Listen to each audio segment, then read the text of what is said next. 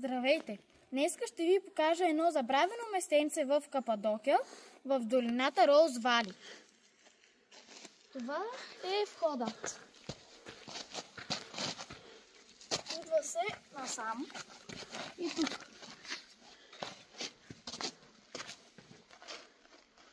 Оставили са въже за по-лесно, но на мен лично ми е по-лесно без въжето. Ето тук си има стъпалка с стълбички.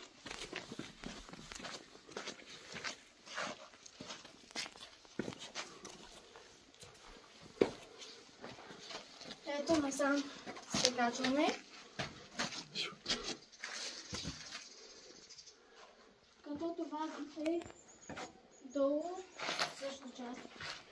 Цялата тази красота идваме тук.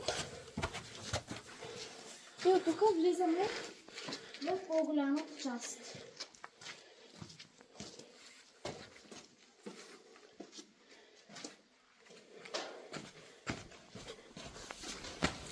Тук, както виждате, има графирани икони,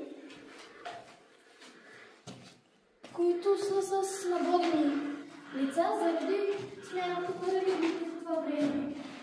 Кападокия се намира в Турция, а както знаете, турците са мюсюлмани, а всичко това е християнство.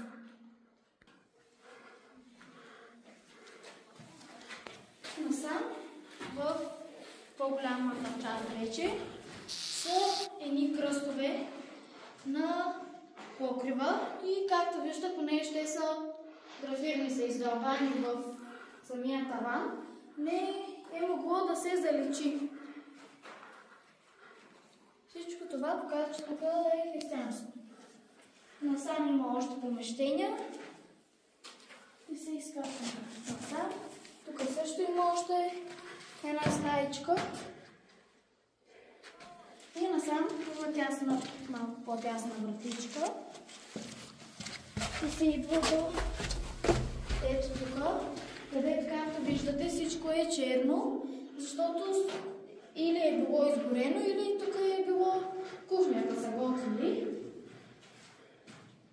И разбира се, ето там има найлонови турбички. Не дейте да правите така, събирайте си боклуците, за да не замърсяваме хубавите неща.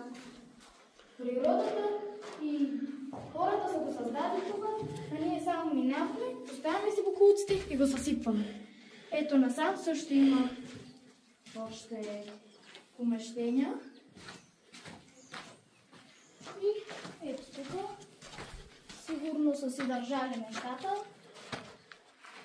Има и надолу долен етаж, но вече няма как да се слезне. От тук се вижда много добре голямата крепост. Ето там, както можете да видите.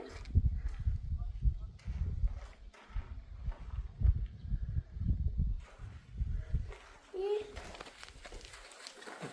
ето сега ще ви покажа това, което ви казах за отдолу, че няма как да слезне вече.